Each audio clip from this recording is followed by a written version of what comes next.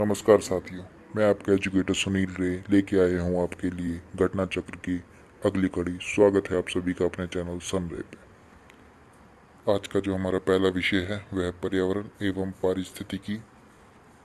शैवाल आधारित जैव ईंधनों का उत्पादन संभव है, लेकिन इस उद्योग के संवर्धन में विकासशील देशों की क्या संभावित सीमा है। शैवाल आधारित जैव ईंधनों का उत्पादन केवल समुद्र में ही संभव है, महाद्वीप पर नहीं। शैवाल आधारित जैव ईंधन उत्पादन को स्थापित करने और इंजीनियरिंग करने हेतु निर्माण पूरा होने तक उच्च स्तरीय विशेषज्ञता प्रौद्योगिकी की जरूरत होती है।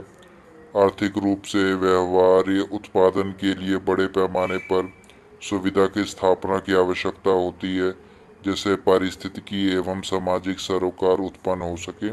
तो इसका कथन केवल 2 और 3 सत्य है। केंद्रीय बजट 2011-12 में जैव मूल एस्फाल्ट बायो एस्फाल्ट पर मूल सीमा शुल्क की पूरी छूट प्रदान की गई है। इस पदार्थ का क्या महत्व है।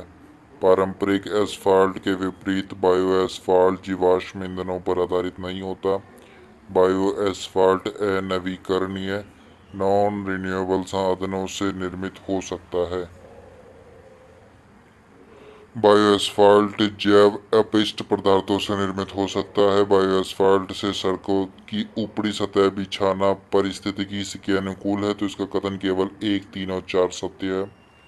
भारत का सबसे पहला जैविक खेती पर आधारित राज्य कौन सा है। सिक्किम। निम्नलिखित में से कौन सा एक दुनिया का पहला 100% जैविक राज्य है। सिक्किम। भारत में जैविक कृषि के संदर्भ में निम्नलिखित कथनों पर विचार कीजिए।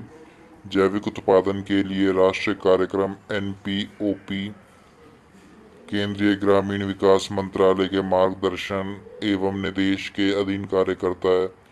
NPOP के क्रियान्वयन के लिए कृषि और प्रसंस्कृत खाद्य उत्पाद निर्यात विकास प्राधिकरण अपीडा सचिवालय के रूप में कार्य करता है। सिक्किम भारत का पहला पूरी तरह से जैविक राज्य बन गया है। इसका कथन केवल 2 और 3 सत्य है। विविध से जुड़े कुछ प्रश्न। नाभिकीय शक्ति परियोजना के अंतर्गत पर्यावरण प्रभाव जिनका अध्ययन किया जाना तथा हल निकालना है वह है वायु, मृदा एवं जल का रेडियोधर्मी दूषण, वन अपरोपण तथा पेड़ पौधे एवं जंतु समूह की क्षति, रेडियोधर्मी अपशिष्ट का निस्तारण, डी उपयुक्त सभी। तो उपयुक्त सभी। कथन।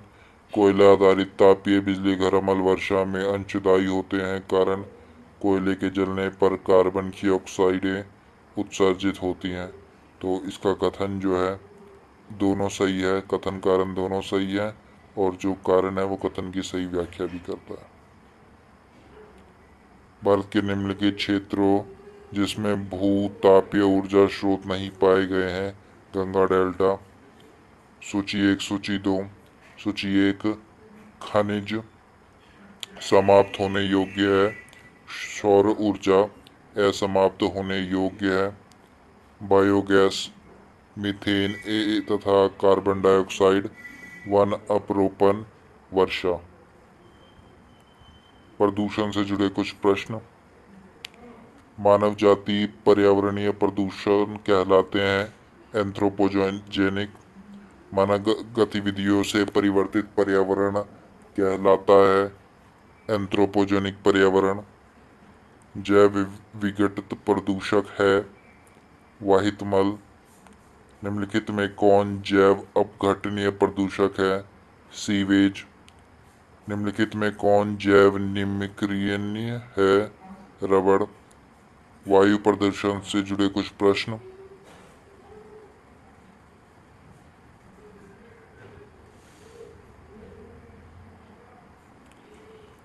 कोयला, पेट्रोल, डीजल आदि का दहन मूल स्रोत है वायु प्रदूषण का।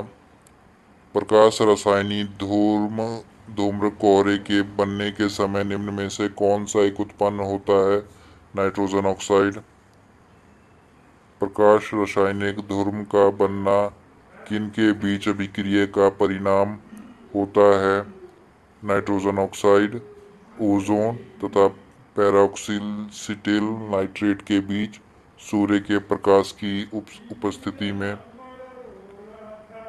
धुआं में आंखों को प्रभावित करने वाले कौन सा शक्तिशाली उत्तेजक होता है? पेरोक्सिटाइल नाइट्रेट। सामान्य स्थितियों में वातावरण में प्रदूषण उत्पन्न करने वाली गैस है कार्बन मोनोऑक्साइड। निम्नलिखित में कौन एक द्वितीयक प्रदूषक नहीं है? Sulphur dioxide. निम्नलिखित में कौन द्वितीयक प्रदूषक है? स्मॉग। अधूरे प्रज्वलन के कारण मोटर कार एवं सिगरेट से निकलने वाली रंगहीन गैस है कार्बन मोनोऑक्साइड। मोटर वाहनों से निकलने वाली निम्न में से कौन सी एक मुख्य प्रदूषक गैस है? Carbon monoxide. वाहनों में पेट्रोल के जलने से निम्न धातु को प्रदूषित करती है? लेड। सीएनजी का मुख्य घटक है CH4। निम्नलिखित वायु प्रदूषकों में से कौन रक्त धारा को दुष्प्रभावित कर मौत उत्पन्न कर सकता है? Carbon monoxide. निम्नलिखित में कौन सा वायु प्रदूषक ऑक्सीजन की अपेक्षा अधिक शीघ्रता से रक्त के हीमोग्लोबिन में घुल जाता है? Carbon monoxide. निम्नलिखित में कौन वायु प्रदूषक सर्वाधिक हानिकारक है? Carbon monoxide. निम्नलिखित में कौन सी एक वायु प्रदूषक गैस है और जीवाश्म ईंधन के ज्वलन स्वरूप उत्पन्न होती है? Sulphur dioxide. फ्लाई ऐश एक प्रदूषक दहन उत्पाद है जो प्राप्त होता है जलाने से कोल पत्थर के कोयले को। फ्लाई ऐश प्रदूषण होता है ताप विद्युत संयंत्र से। निम्नलिखित में कौन सा एक वायु प्रदूषण के जैविक सूचक का कार्य करता है? लाइकेन। निम्नलिखित में कौन वायु प्रदूषण का सूचक है? लाइकेन। शैवाल भी करता है, लाइकेन भी करता है, तो इसका उपयुक्त आंसर बी और सी दोनों हो जाएगा। लेकिन अगर हम जो उत्तर प्रदेश लोक सेवा ने जो उत्तर कुंजी दी थी उसमें लाइकेन दिया गया था उत्तर। निम्नलिखित में कौन सा वायु प्रदूषण के जैविक सूचक का प्रसिद्ध उदाहरण है? लाइकेन। निम्नलिखित में कौन प्रदूषक संकेत पौधा है? लाइकन। लाइकन सबसे अच्छे सूचक हैं वायु प्रदूषण के। निम्नलिखित में कौन जल प्रदूषक नहीं है? Sulphur dioxide. भारत का सर्वाधिक प्रदूषित नगर है अंकलेश्वर। ग्रीन पीस इंडिया द्वारा 2020 जनवरी में जारी रिपोर्ट के अनुसार भारत के 287 नगरों में से निम्नलिखित में कौन सा सर्वाधिक प्रदूषित नगर है? झारिया। प्रदूषण युक्त वायुमंडल को निम्न में से किसके द्वारा स्वच्छ किया जाता है? वर्षा। वायु प्रदूषण नियंत्रण हेतु सितंबर 2018 में वायु VAYU प्रणाली का शुभारंभ किस नगर राज्य में किया गया? दिल्ली। एशिया पूरा बादल एशियन ब्राउन क्लाउड 2002 अधिकांश फैला था दक्षिण एशिया में। कथन जाड़े की ऋतु में दिल्ली में वायु प्रदूषण उच्च स्तर का रहता है कारण मोटर गाड़ियों में दहन प्रक्रिया जाड़े में बढ़ जाती है। इसका कथन तो सही है परंतु कारण गलत है। इंडोर वायु प्रदूषण का सर्वाधिक महत्वपूर्ण प्रदूषक है sulphur dioxide, carbon dioxide, nitrogen dioxide, radon gas, या इनमें से कोई नहीं, तो इसका उत्तर हो जाएगा रेडॉन गैस। सिगरेट के धुएं में मुख्य प्रदूषक है कार्बन मोनोऑक्साइड व बेंजीन। रिगेलमैन स्केल का प्रयोग निम्नलिखित में से किसके घनत्व मापन में होता है? धुआं ईंधन के रूप में कोयले का उपयोग करने वाली शक्ति संयंत्रों से प्राप्त फ्लाई ऐश के संदर्भ में निम्नलिखित कथनों में से कौन सा सही है? फ्लाई ऐश का उपयोग भवन निर्माण के लिए ईंटों के उत्पादन में किया जा सकता है। फ्लाई ऐश का उपयोग कंक्रीट के कुछ पोर्टलैंड सीमेंट अंश के स्थापना रिप्लेसमेंट के रूप में किया जा सकता है। फ्लाई ऐश केवल सिलिकॉन डाइऑक्साइड तथा कैल्शियम ऑक्साइड से बना होता है और इसमें कोई विषाक्त तत्व नहीं होते हैं, तो इसका कथन 1 और 2 दोनों सही हो जाएगा। निम्नलिखित में कौन से कारण कारक बेंजीन प्रदूषक उत्पन्न करते हैं? स्वचालित वाहन, ऑटोमोबाइल द्वारा निष्कासित पदार्थ, तंबाकू का धुआं, लकड़ी का जलना, रोगन किए गए लकड़ी के फर्नीचर का उपयोग, फ्लोरीथेन के निर्मित उत्पादों का उपयोग। तो कथन केवल 1, 2 और 3 सही हो जाएगा। निम्नलिखित में कौन एक वायु प्रदूषक की रोकथाम की एक यांत्रिक विधि नहीं है? Cyclone divider. हमारे देश के शहरों में वायु गुणवत्ता सूचकांक एयर क्वालिटी इंडेक्स का परिकलन करने में साधारणतः निम्नलिखित वायुमंडलीय गैसों में से किनके विचार में लिया जाता है? Carbon dioxide, carbon monoxide, nitrogen dioxide, sulphur dioxide, methane. तो केवल 2, 3 और 4 को लिया जाता है। राष्ट्रीय स्वच्छ वायु कार्यक्रम केंद्र सरकार द्वारा किस वर्ष में प्रारंभ किया गया? 2019 में। मेट्रोपॉलिटन शहरों में निम्नलिखित में कौन सा से मुख्य वायु प्रदूषक है? तो उपयुक्त में से सभी मुख्य प्रदूषक है। निम्नलिखित कथनों पर विचार कीजिए। अल्पजीवी जलवायु प्रदूषकों को न्यूनीकृत करने हेतु जलवायु एवं स्वच्छ वायु गठबंधन समूह के देश G20 समूह के देशों की एक अनोखी पहल है। CCAC मीथेन, काला कार्बन एवं हाइड्रोफ्लोरोकार्बन पर केंद्रित करता है। तो इसका कथन केवल 2 सही है, कथन 1 गलत है। वाहनों में उत्सर्जित कार्बन मोनोऑक्साइड को कार्बन डाइऑक्साइड में परिवर्तित करने वाली उत्प्रेरक परिवर्तन की सिरेमिक डिस्क किसके स्तरीय होती है? प्लेडियम। अमल वर्षा से जुड़े कुछ प्रश्न।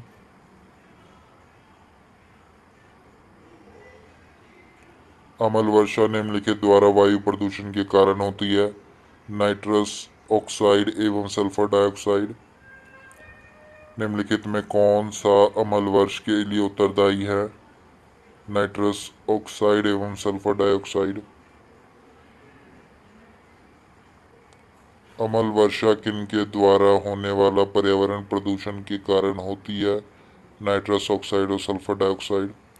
निम्नलिखित में कौन अमल दृष्टि का कारण है? सल्फर डाइऑक्साइड और नाइट्रस ऑक्साइड। अमल वर्षा के लिए निम्नलिखित में कौन से पर्यावरण प्रदूषण उत्तरदायी है? नाइट्रस ऑक्साइड और सल्फर डाइऑक्साइड। अमल वर्षा में कौन अमल उपस्थित रहता है? नाइट्रिक अमल। अमल वर्षा में निम्नलिखित होते हैं? नाइट्रिक एसिड एवं सल्फ्यूरिक एसिड। अमल वर्षा का घटक है HNO3, H2SO4, CO2।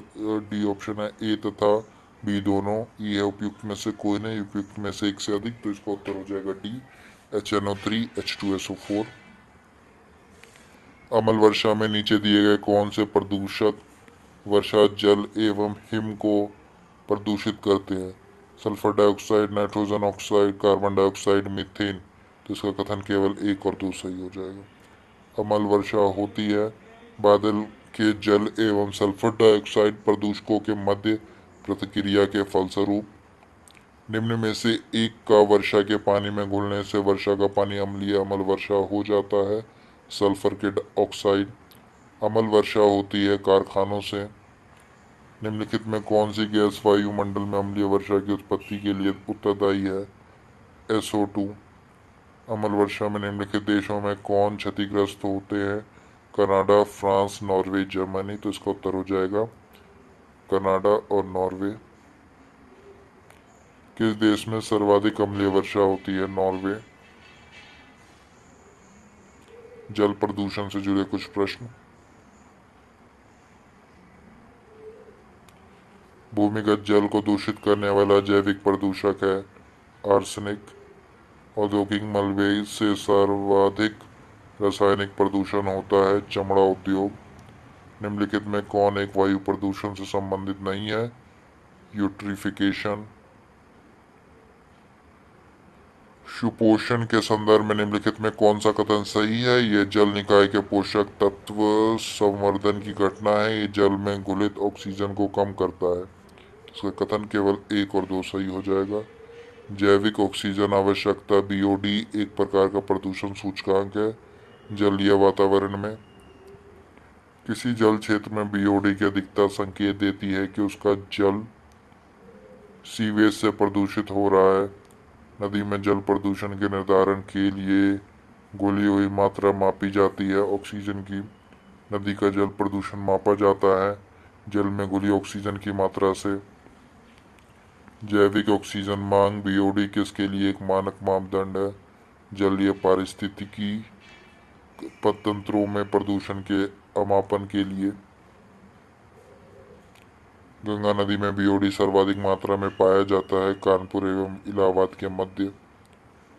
निम्न में से कहाँ आर्सेनिक द्वारा जल प्रदूषण सर्वाधिक है? पश्चिम बंगाल में।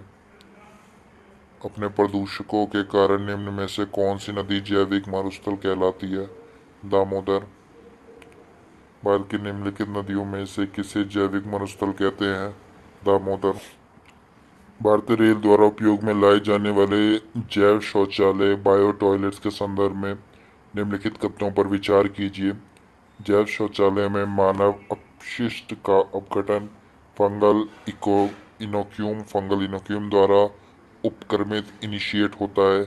इस अपघटन के अंत्य उत्पाद केवल अमोनिया एवं जल वाष्प होते हैं जो वायुमंडल में निर्मुक्त हो जाते हैं। तो इसका ना तो कथन एक सही है ना ही दो सही है। उत्तर प्रदेश की निम्नलिखित नदियों में कौन सी पर्यावरण प्रदूषण के कारण जैविक आपदा घोषित हो गई है? यमुना और गोमती दोनों ही जैविक आपदा घोषित कर दी गई है उत्तर प्रदेश सरकार द्वारा प्रदूषण के कारण। निम्नलिखित में कौन से भारत के कुछ भागों में पीने के जल में प्रदूषक के रूप में पाए जाते हैं? Arsenic, sorbitol, fluoride, formaldehyde, uranium. तो इसका कथन जो सही हो जाएगा वो जगह 1, 3 और 5। नौकी संलक्षण उत्पन्न होता है फ्लोराइड के प्रदूषण द्वारा।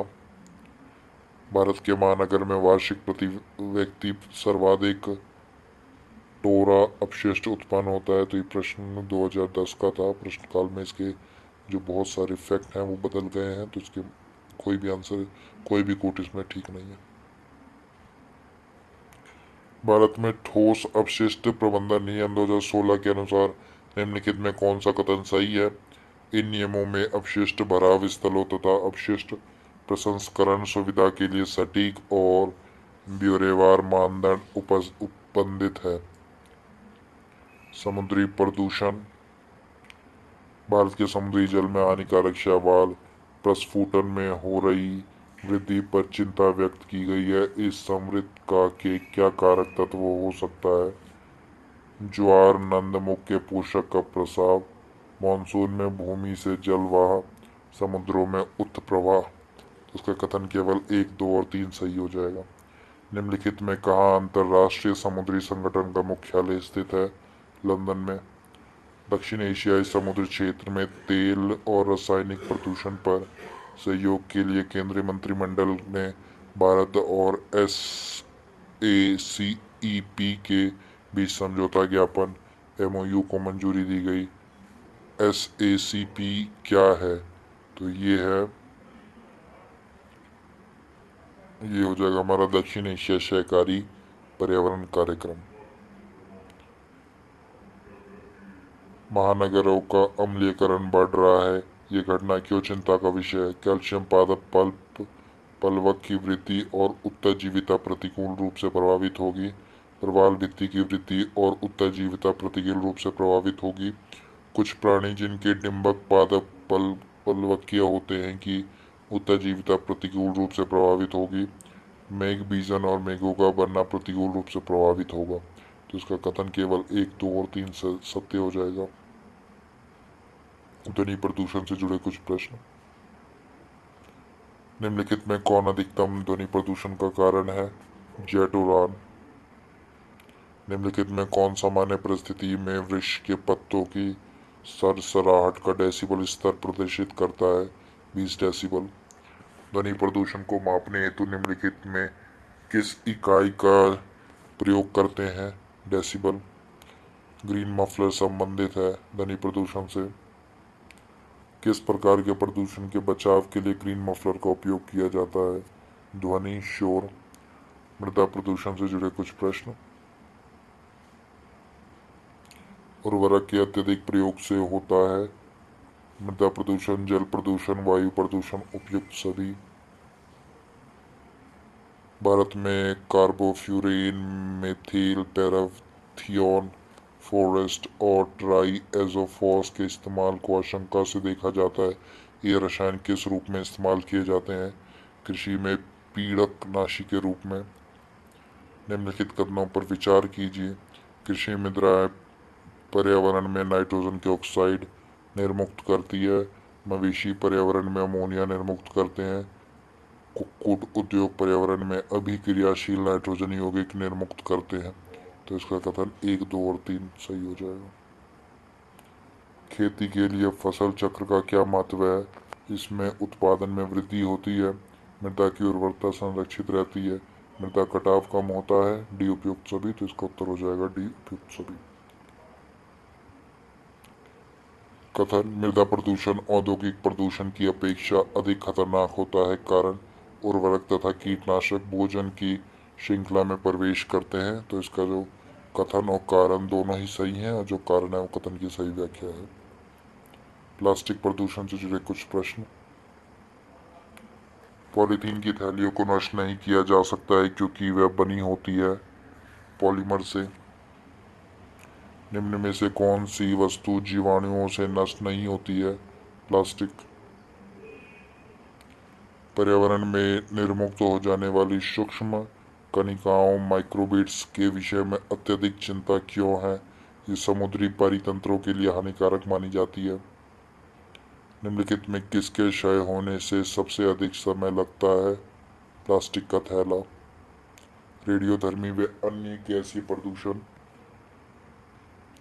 भोपाल गैस त्रासदी मिथाइल आइसोसाइनेट में रिसाव की घटना हुई थी 3 दिसंबर 1984 को। भोपाल में यूनियन कार्बाइड फैक्ट्री से जो गैस रिस गई थी वह थी मिथाइल आइसोसाइनेट।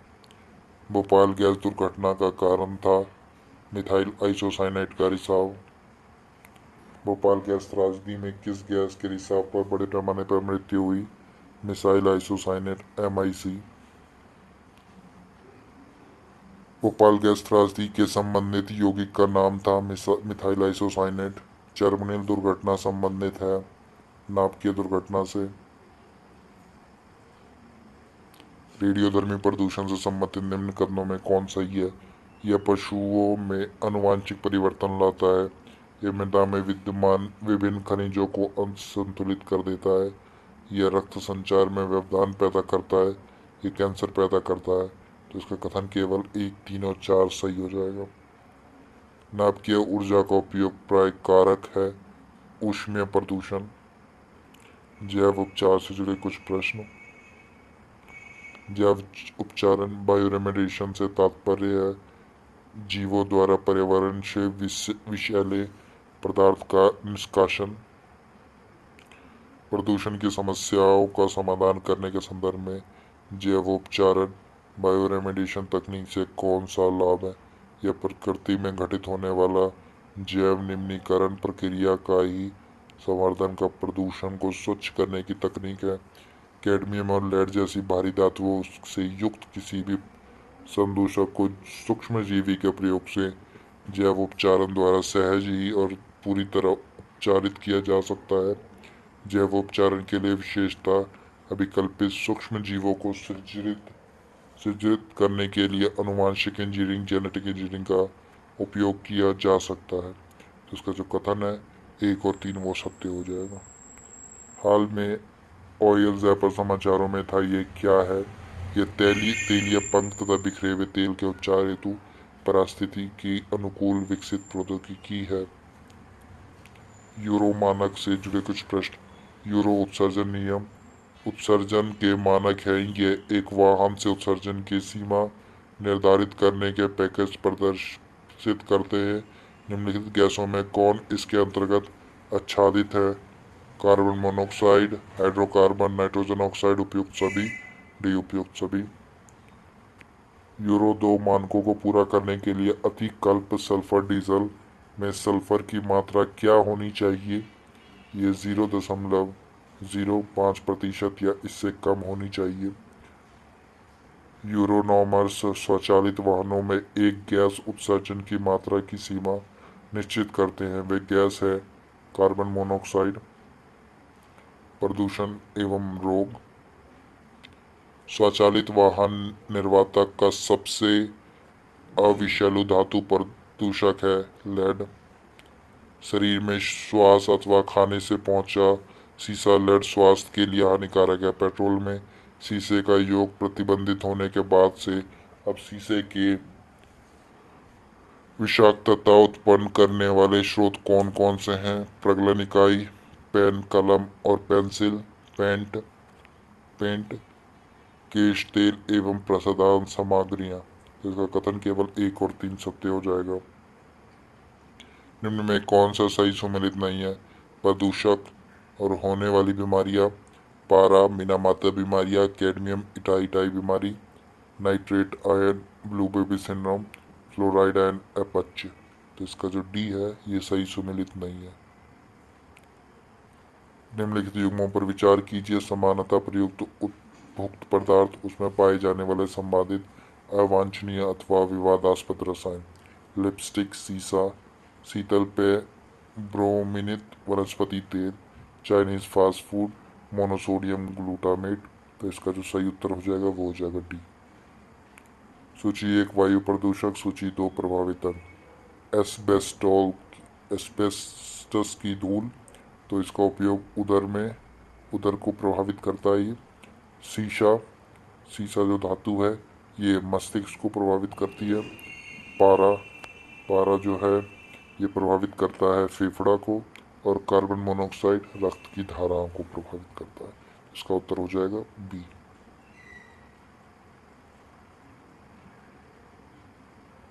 प्रदूषक और प्रभाव। कार्बन मोनोऑक्साइड स्वाद संबंधी रोग। कार्बन मोनोऑक्साइड का जो सबसे ज़्यादा प्रभाव पड़ता है वो लीवर व किडनी को क्षति पहुंचाता है।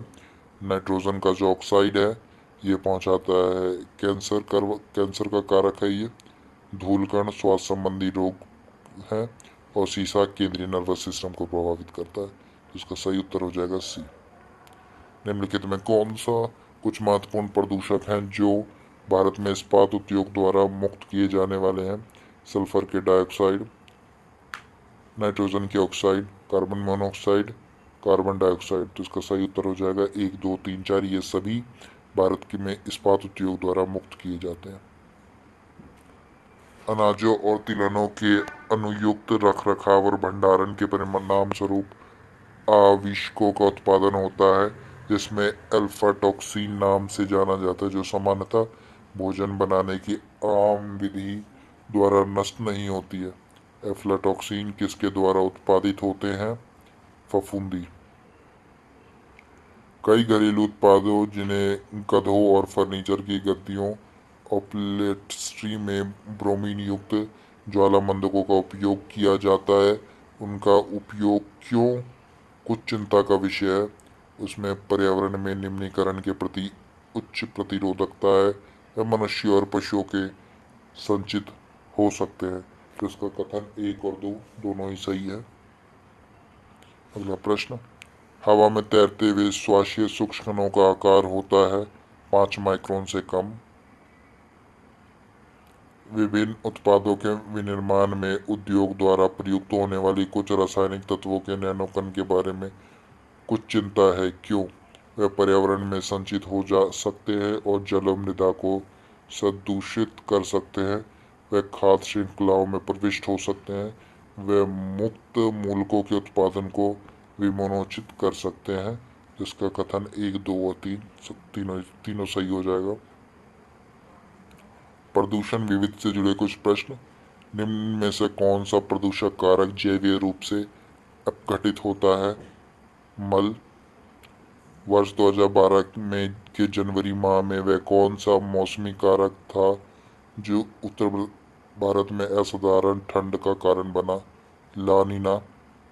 सरसों के बीज के अपमिश्रक के रूप में सामान्यतः निम्नलिखित में से किसे प्रयोग में लाया जाता है? अजीमोन के बीच। साथियों, इसी के साथ 6:30 बज चुके हैं। अब समय है समान विज्ञान से जुड़े कुछ प्रश्न हल करने का। विकास की वर्तमान स्थिति में कृत्रिम बुद्धिमत्ता आर्टिफिशियल इंटेलिजेंस निम्नलिखित में से किस कार्य को प्रभावी रूप से कर सकती है? औद्योगिक इकाइयों में विद्युत की खपत कम करना, सार्थक लघु कहानियाँ और गीतों की रचना, रोगों का निदान, टेक्स्ट से स्पीच में परिवर्तन, विद्युत ऊर्जा का बेहतर संचारण। तो इसका कथन 1, 2, 3, 4 और 5 सभी सत्य है। आर्टिफिशियल इंटेलिजेंस कृत्रिम बुद्धिमत्ता ये सभी कार्य प्रभावी रूप से कर सकता है। सिग्नल की शक्ति स्ट्रेंथ कम हुई बिना नेटवर्क की लंबाई बढ़ाने के लिए हम उपयोग करेंगे रिपीटर का। कंप्यूटर शब्दावली में यूएसबी का पूर्ण रूप फुल फॉर्म क्या है? यूनिवर्सल सीरियल बस। कंप्यूटर में जहां एसेसरीज जुड़ती हैं उसे कहते हैं पोर्ट। कंप्यूटर में पासवर्ड सुरक्षा करता है सॉफ्टवेयर की त्रुटियों का, हार्डवेयर के पुराने पढ़ने से, तंत्र के अनाधिकृत अभिगमन से, उपयुक्त में से कोई नहीं। तो इसका उत्तर हो जाएगा सी। सूचना प्रौद्योगिकी की शब्दावली जिसमें उपयोगकर्ता के ईमेल का पता ज्ञात करने के लिए प्रयुक्त करते हैं वह है फिंगर। बिब्लियोमेट्री है सूचना प्रबंधन उपकरण। डिजिटल कंप्यूटर किस सिद्धांत पर कार्य करता है? लॉजिकल सिद्धांत पर। कंप्यूटर निम्न में से कौन सा कार्य नहीं करता? अंडरस्टैंडिंग। निम्न में से कौन एक कंप्यूटर आंकड़ों की त्रुटियां प्रदर्शित करता है? बग। ओएमआर का तात्पर्य है ऑप्टिकल मार्क रीडर। इनमें से कौन सा वस्तुनिष्ठ प्रकार की परीक्षा में उत्तर पत्रक को जांचने के लिए प्रयुक्त किया जाता है? ओएमआर। आईआरसी का पर्याप्त है इंटरनेट रिले चैट। सीएडी का तात्पर्य है कंप्यूटर एडेड डिजाइन। शासन के कंप्यूटरों के प्रयोग को कहा जाता है ई गवर्नेंस। कंप्यूटर अपने शक्ति प्राप्त करता है अपनी गति से, शुद्धता से, स्मृति से या उपयुक्त सभी से। तो इसका उत्तर हो जाएगा डी, उपयुक्त सभी से। मल्टीमीडिया में सम्मिलित हो सकता है numeric, text, web, picture data, graphics, animation, video, music और आवाज़, केवल न्यूमेरिक टाइप डाटा या उपयुक्त में से कोई नहीं। तो यहाँ मल्टीमीडिया में जो आते हैं वे हो जाएंगे text, audio, graphics, animation, video. Computer में एक ही समय पर एक से अधिक माध्यमों के प्रयोग का तरीका कहलाता है मल्टीमीडिया। किसी ऑपरेटिंग सिस्टम के एक ही समय पर एक से अधिक उपयोग की क्षमता को कहते हैं मल्टीटास्किंग। वीडियो मेल से हम क्या भेज सकते हैं? Graphics, video clips, video message या ये सभी? हम ये सभी भेज सकते हैं। वीडियो कॉन्फ्रेंसिंग है दूर संचार प्रौद्योगिकी का उपयोग करते हेतु वीडियो कॉल का परिचालन। इंटरनेट की उस सेवा को जो ऑडियो एवं वीडियो वार्तालाप प्रदान करती है कहते हैं वीडियो कॉन्फ्रेंसिंग। वीडियो कॉन्फ्रेंसिंग हेतु निम्नलिखित में कौन सा डिवाइस अनिवार्य है? वेबकैम। निम्नलिखित में कौन सा वीडियो कॉन्फ्रेंसिंग सिस्टम के लिए एक आवश्यक घटक नहीं है? इसमें जो आवश्यक घटक नहीं है वह टेलीफोन। ईमेल का विस्तृत रूप है इलेक्ट्रॉनिक मेल। ईमेल पते के दो भाग कौन से होते हैं? प्रयोगकर्ता का नाम व डोमेन का नाम। ईमेल पता mark dot stall eight itdex.info का डोमेन नाम है itdex.info। निम्नलिखित में कौन निःशुल्क ईमेल सेवा प्रदाता है? हॉटमेल, रेडिफमेल, याहू या ये सभी हैं। किस प्रकार की डिजिटल फाइल ईमेल में संबंध हो सकती है? संगीत, डॉक्यूमेंट, फोटो, उपयुक्त सभी। निम्नलिखित में किस प्रकार की फाइल को ईमेल अटैचमेंट द्वारा भेजा जा सकता है? टेक्स्ट फाइल केवल, ऑडियो फाइल केवल, वीडियो फाइल केवल। उपयुक्त सभी प्रकार की फाइलों को हम ईमेल अटैचमेंट द्वारा भेज सकते हैं। डाटा का एक वचन क्या है? डेटम। ब्लॉग शब्द दो शब्दों का संयोजन है। वेब और लॉग मिलकर ब्लॉग बनाते हैं। ईरान के कंप्यूटर में पकड़ा गया स्टक्सनेट वर्म कृमि है इंटरनेट कार्य को गति प्रदान करने का एक हार्डवेयर। नाभिकीय सेंट्रीफ्यूजों को नष्ट करने का एक द्वेषपूर्ण प्रोग्राम। तो इसका उत्तर हो जाएगा बी। कमांड्स को ले जाने की प्रक्रिया है एग्जीक्यूटिंग। मेन्यू में डैश की सूची होती है कमांड की। वर्चुअल मेमोरी का आकार निर्भर करता है डिस्क स्पेस पर। निम्न में कौन सा सर्च इंजन नहीं है? ऑरकुट। निम्नलिखित में कौन सा एक सर्च इंजन है? बाइडू। डकडकगो है एक वेब ब्राउज़र। बिंग एक वेब सर्च इंजन है जिसका स्वामित्व और संचालन माइक्रोसॉफ्ट द्वारा किया जाता है। चित्र संदेश निजी इनबॉक्स में कितने दिन रहेगा? 30 दिन। सिम का पूरा स्वरूप है सब्सक्राइबर आइडेंटिटी मॉड्यूल। आईसीटी का तात्पर्य है इंफॉर्मेशन एंड कम्युनिकेशन टेक्नोलॉजी। सूचना प्रौद्योगिकी को परिभाषित कर सकते हैं कनेक्टिविटी प्लस हार्डवेयर। एसएमएस का अर्थ है शॉर्ट मैसेजिंग सर्विस। हैकिंग से आप क्या समझते हैं? सर्चिंग, सिक्योरिटी, दोनों ए तथा बी। डी इनमें से कोई नहीं तो इनमें से कोई भी नहीं। हैकिंग का कोई भी सही व्याख्या नहीं कर रहा है। कंप्यूटर हैकर है एक व्यक्ति जो व्यक्तिगत लाभ से दूषित इरादों से कंप्यूटर सुरक्षा का पालन नहीं करता। कंप्यूटर सुरक्षा के संदर्भ में क्रैकर्स किस नाम से जाने जाते हैं? Black hat hackers. शब्द का आशय है एक ऐसा व्यक्ति जो बिना किसी प्राधिकरण के कंप्यूटर सिस्टम में सेंध लगाकर घुसता है जालसाजी के उद्देश्य के लिए जानबूझकर वेबसाइट को विकृत करता है। वह है क्रैकर। जो अनधिकृत पहुंच प्राप्त करता है महत्वपूर्ण डाटा को नष्ट करता है वैध उपयोगकर्ताओं की सेवा को अस्वीकार करता है या उनके लक्ष्य के लिए समस्या पैदा करता है वह कहलाता है क्रैकर। जब किसी वेबसाइट के ग्राहक नकली नेटवर्क यातायात के बाढ़ के कारण इसे एक्सेस करने में असमर्थ होते हैं इसे निम्नलिखित में से किस प्रकार से जाना जाता है? Denial of service attack.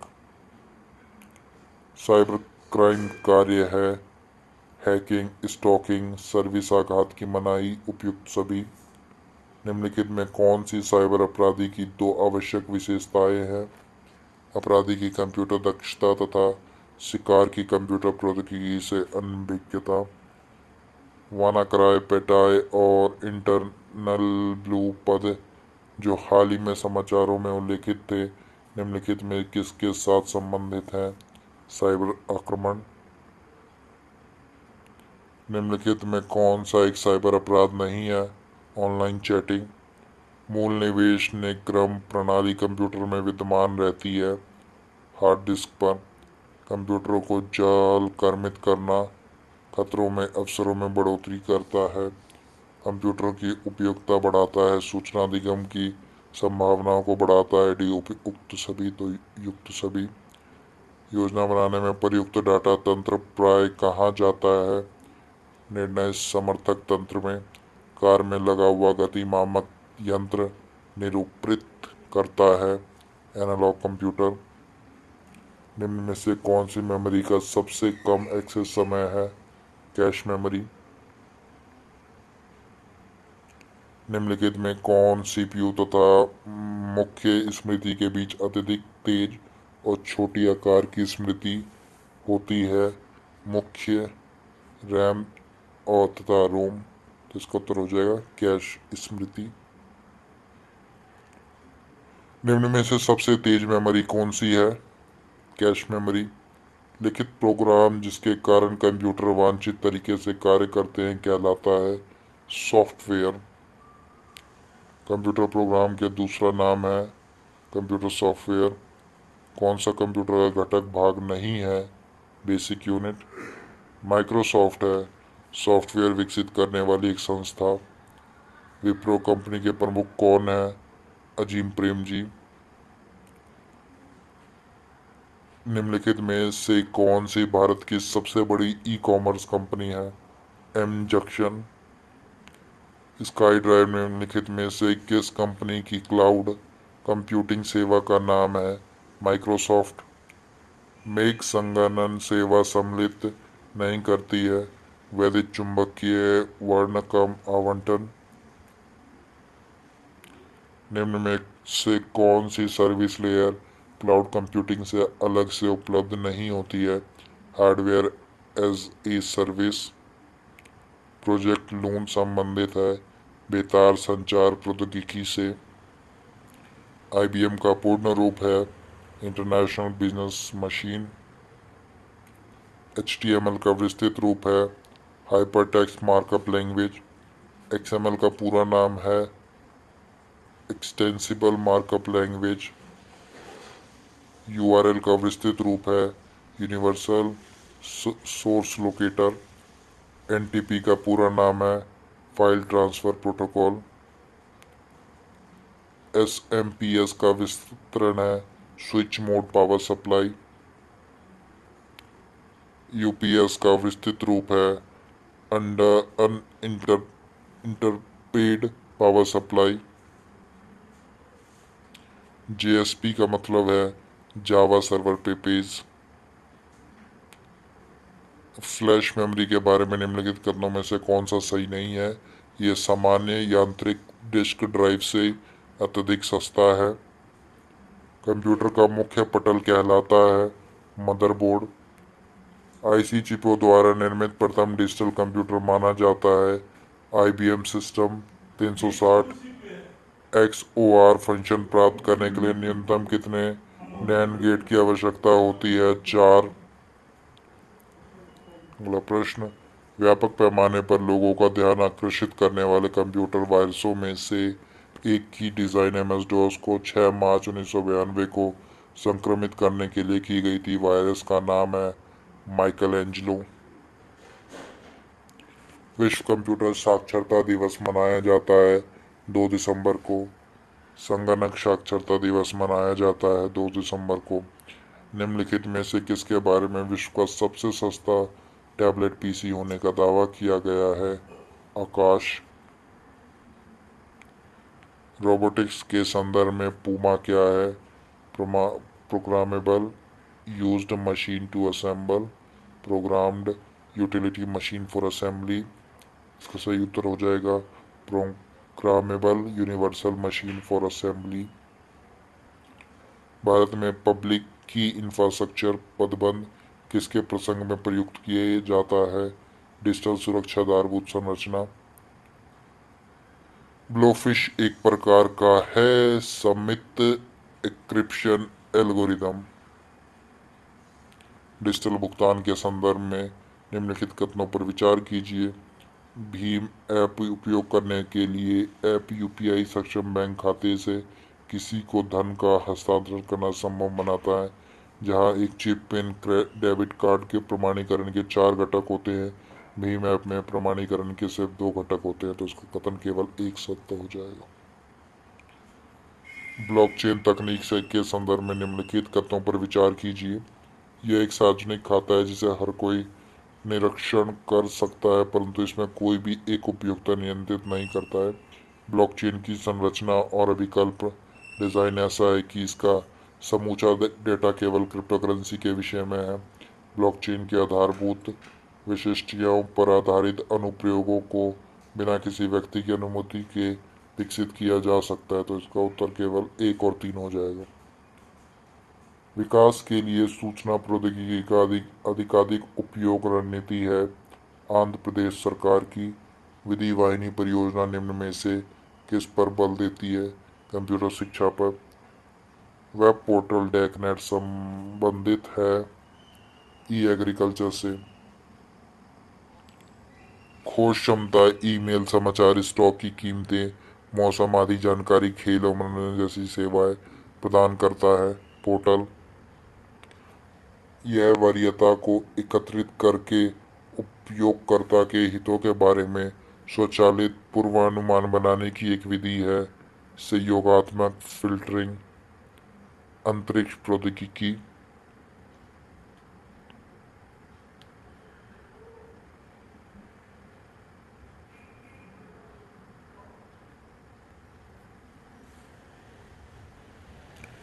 अंतरिक्ष में भेजा गया भारत का प्रथम उपग्रह है आर्यभट्ट।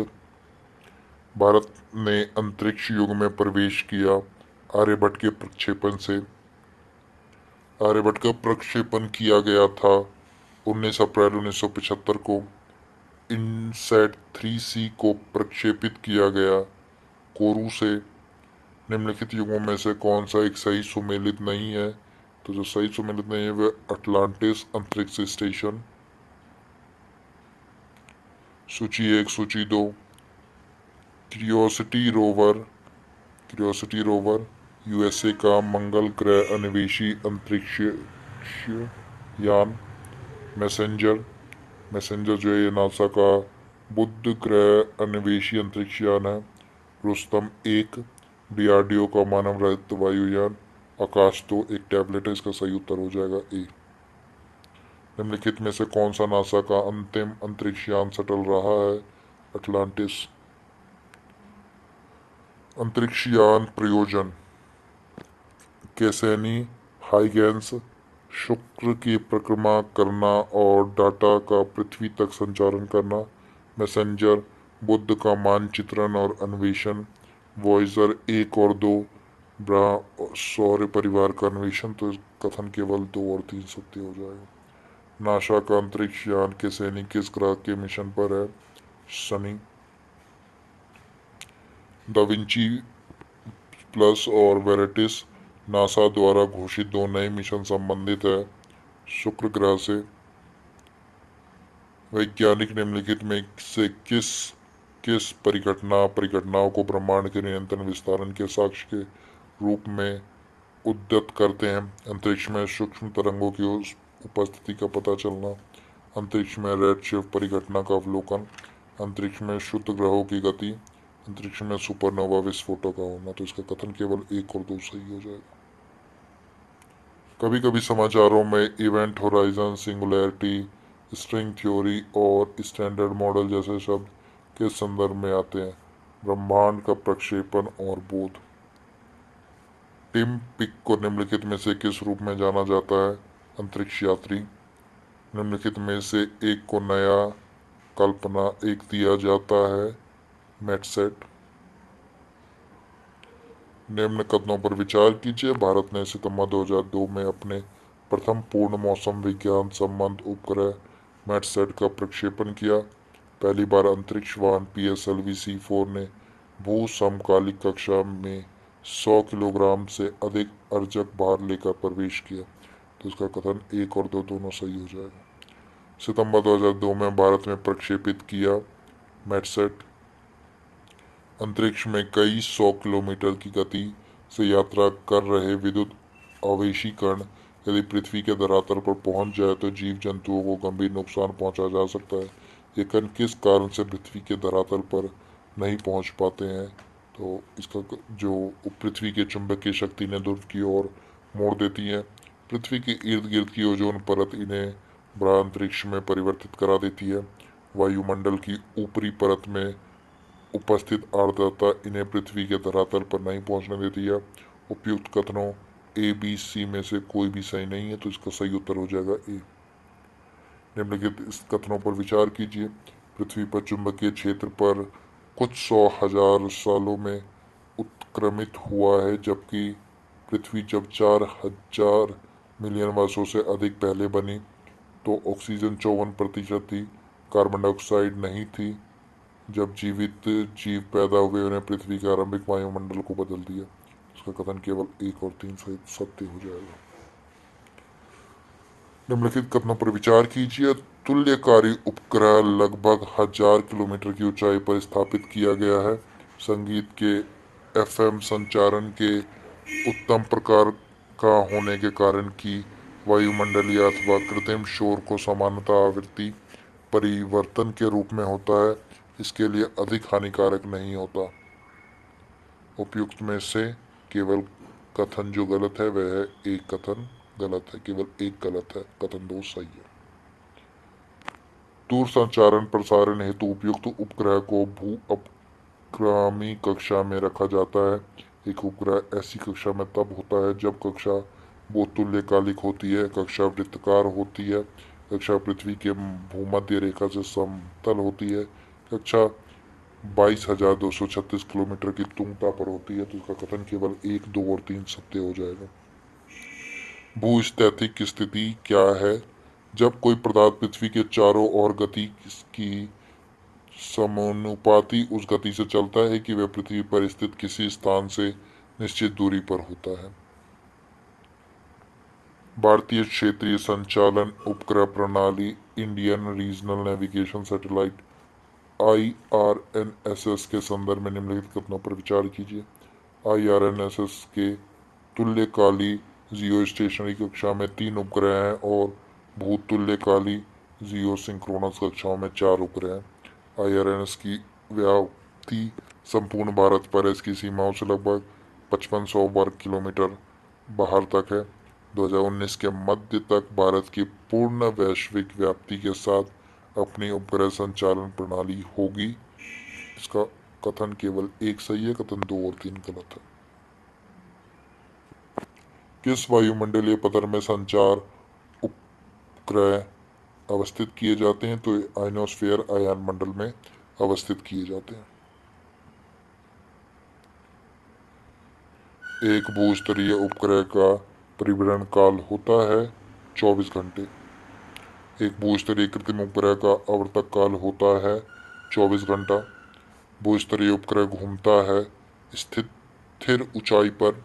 एक भूस्तरीय उपग्रह का काल होता है 24 घंटा। नीचे दिए गए कुछ आरेखों में कौन आरेख अंतरिक्ष में तुल्यकारी उपग्रह के पथ पर अधिकतम सही निरूपण करता है? तो ये हो जाएगा ए।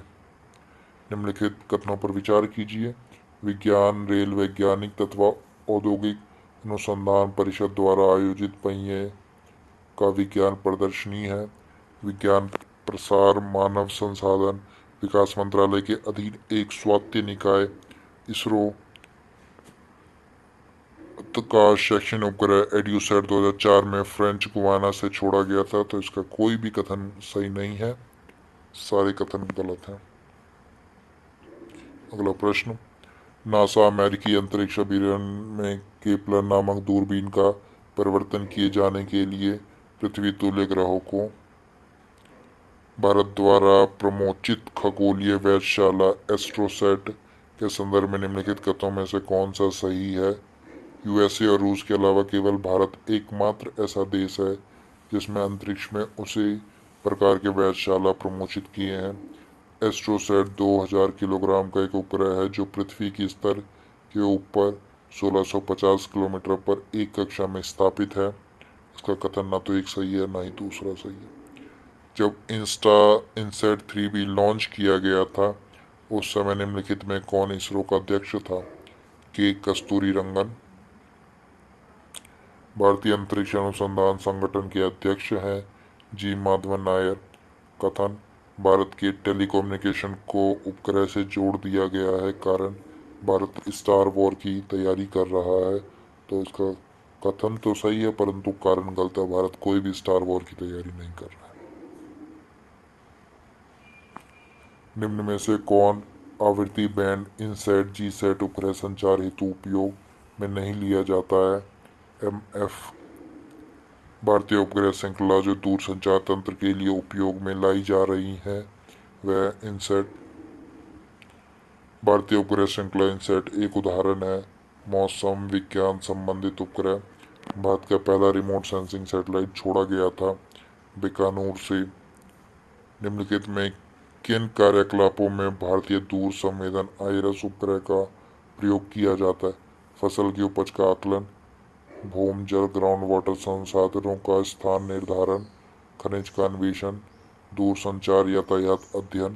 तो इसका कथन केवल 1, 2 और 3 सत्य हो जाएगा, 4 और 5 गलत हो जाएगा। अंतरिक्ष प्रौद्योगिकी के क्षेत्र में भारत के 1994 की अवधि में अपनी इस क्षमता को प्रदर्शित कर दिया है कि वह तुल्यकालिक उपग्रह प्रक्षेपित कर सकता है।